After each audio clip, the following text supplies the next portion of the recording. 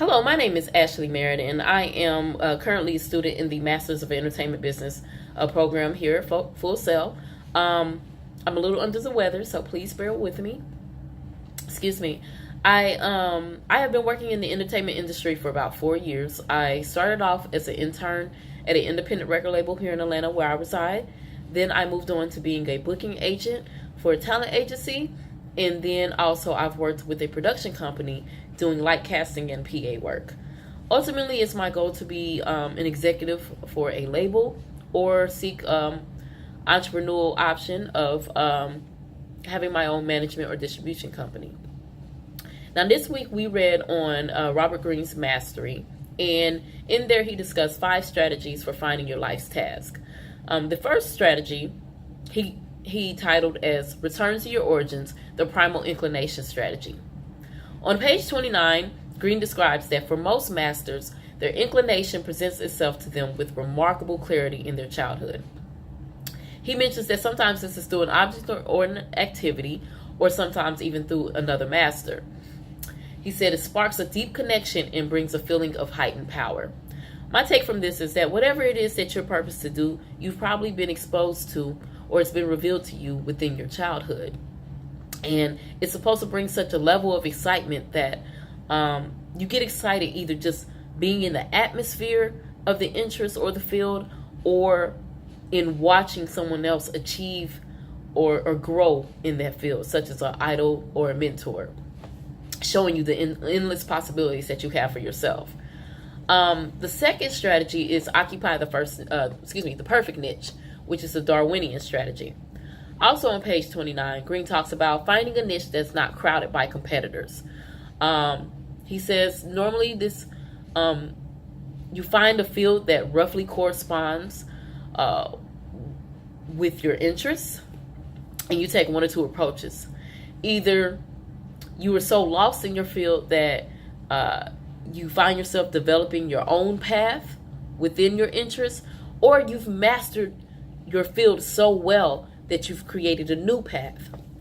Nevertheless, the key point that I get is that you have to create your own lane. Whatever it is that you're interested in, create your own lane, because you may be creating a lane for others. The third strategy is avoid the false path, the rebellion strategy. And in this, Greene talks about how sometimes we choose a career for the wrong reasons, whether it be for money or for approval or for fame, or because our parents forced us into it. And either 1 or 2 things happens. Either when we're doing something that we're not purposed to do, we can discover our purpose because we're failing so much at all of the other things, or sometimes when we're forced into a field that we're not truly passionate about, we're wanting to rebel from our family members and from everyone else, so much so that we find our purpose. The key point I got is that you have to find your own identity. You have to truly be passionate about whatever it is that you're seeking, and be doing it for yourself and not for others.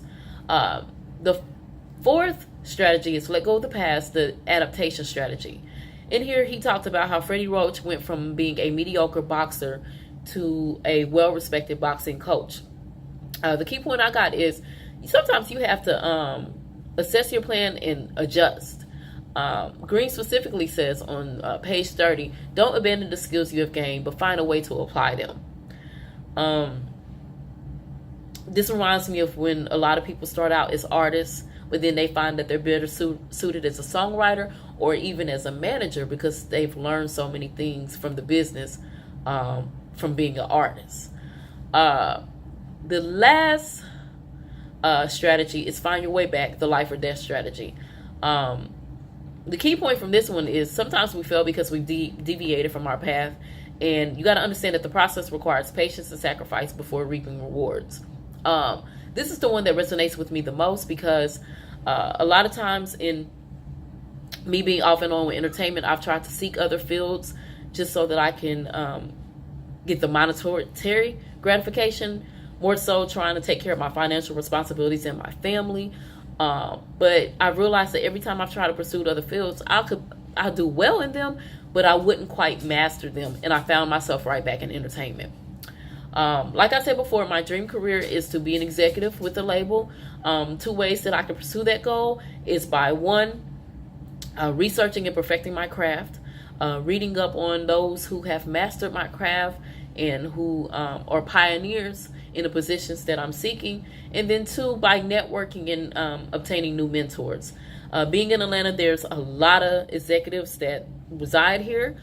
Some of them are actually good friends with some of my mentors. I can seek them out for advice and also possibly obtain new mentors in the process.